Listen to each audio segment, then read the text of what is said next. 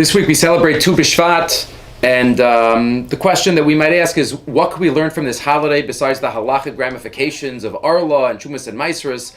What message can we take about Tu B'Shvat, and can there be a connection between Tu B'Shvat and any message that we could find from our parsha, Shabbos Shira, the Shabbos of Kriyas Yamsov and Az Yashir?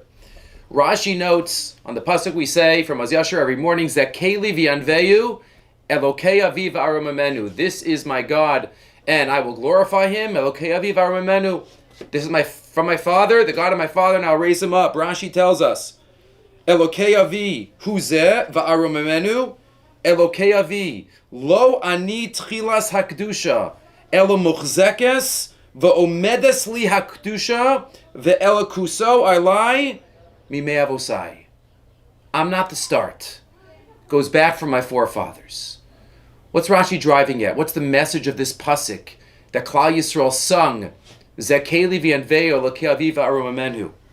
Pasuk says later in the Torah, Ki ha'adam eitz hasadeh. One of the ways that we can learn from Tu B'Shvat is to learn messages from the trees and from the flowers. And one of the messages that the Mefarshim explained, the Bali Musar explained, is that a tree has firm roots, rooted into the ground. If without those firm roots, it wouldn't be able to stand a day. But also there are branches, and also there are blossoms. So there are roots and there are branches. That's the balance that a Jew has to find. The delicate balance between, on the one hand, being rooted in the Masorah, our personal Masorah of our families, our national Masorah of our forefathers, Elokei Avi biologically, and of course, Elokei Avram Yitzchak v'Yaakov.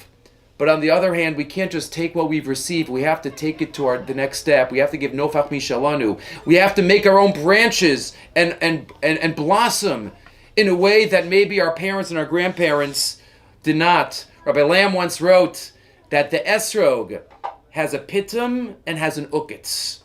The ukitz connects it to the tree, and the pitum, or where the pitum should be, are the ones without the pitum, right? That hangs separately. The ukitz grounds the pitum. It anchors to the tree. That's the ukitz, but the pitum symbolizes growth. And hadar is when we take that ukitz, where we're rooted, and then we help it blossom into our own unique way in the world in which we live. The Avos implanted this in us in a fascinating way. Avram Avinu, if we think about it, he didn't have any roots. Terach, right? He was all about branches. He was all about the blossoming, creating something on his own. Yitzchak Avinu was somehow the opposite.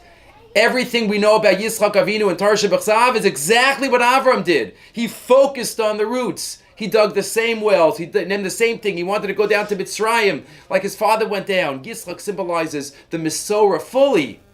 And Yaakov is the synthesis. We are Bnei Yaakov. We are Bnei Yisrael. We take the roots he took from Avram and Yitzchak, and he created the Aseres HaShvatim, something that each of the earlier Avos didn't do. That's the symbol of Ki Adam Eitz HaSadeh. Adam, Eitz HaSadeh, like a tree has roots and goes forward. That's Tu B'Shvat. And that's Rashi, Lo Ani Tchilas HaKdusha. I'm not starting it, but Zekeli v'yanveyu. Yes, Elokei Avi. But Zekeli v'yanvehu, it's my job to build on what I received from my fathers and my forefathers and take it to the next step. And HaKadosh Baruch Hu believes that we could do it. Based on another pasuk in this week's parsha. Right before Az Yashir, we say V'yaminu b'Hashem of Moshe Avdo. Rabbi Tzadok writes in Tzidkas HaTzadik, Kishem, just like there's a mitzvah to believe in HaKadosh Baruch Hu, there's a mitzvah to believe in ourselves. V'yaminu b'Hashem Uva Moshe Avdo. We have to believe that we could do it, no matter what the challenges are, as we ride this wave of history that's been challenging over the past year for each person in their own way.